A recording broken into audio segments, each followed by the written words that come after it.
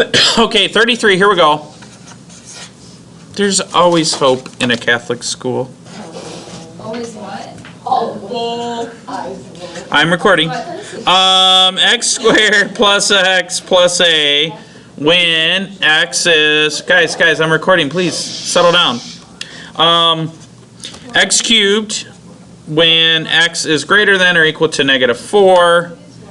And we want to determine if the function is continuous. Is this continuous? Now, to prove it is different than, or what value for a makes it continuous. So to prove this, what value for a?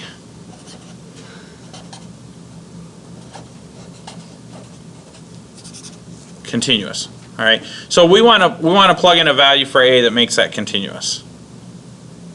So the first thing we got to do is we've got to look at this and figure out what the issue is. When does it switch over? It switches over at -4. So in other words, f of -4 is equal to -4 cubed, which is -64. Now what that means is that I have the point on the graph -64, I'm sorry, -4 comma -64. So that means my value for a must equal what?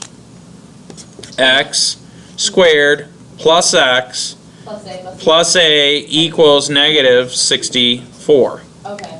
Okay? Does that make sense? Yep. We can't really see It's negative. Oh, well, maybe you should slide back to the furthest desk. Slide back to the corner, I can't maybe. see it either. Can you see this? I'm trying to use pretty colors, you guys. I don't know why you're so upset about me using these awesomely beautiful colors. Maybe if you changed. Did you just have an epiphany, Sarah? No, the opposite. I just had an epiphany.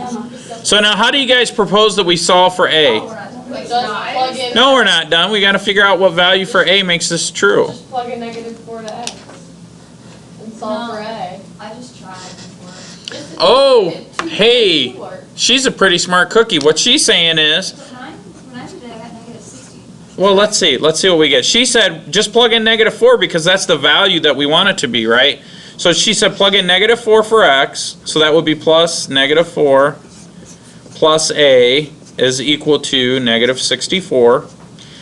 This becomes positive 16 minus 4 plus a is equal to -64. And then combining like terms, I get 12, and I am purposely writing out every single step.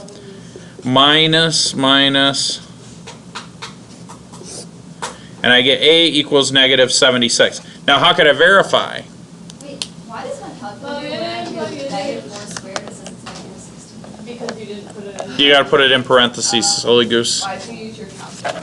Silly goose, Teresa, look Because I at typed you. it all out. So now what this is saying, shh, what this is saying, and I'll show you. You can do it graphically, or you could just do it.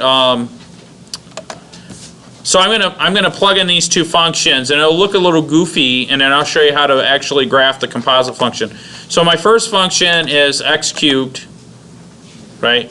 My next function is supposed to be x squared plus x plus, well, actually minus 76, right? That's what we came up with. Now my window's going to be a little bizarre because our x needs to be from like 0 to, well, wait, I got to go backwards. -5 to 0.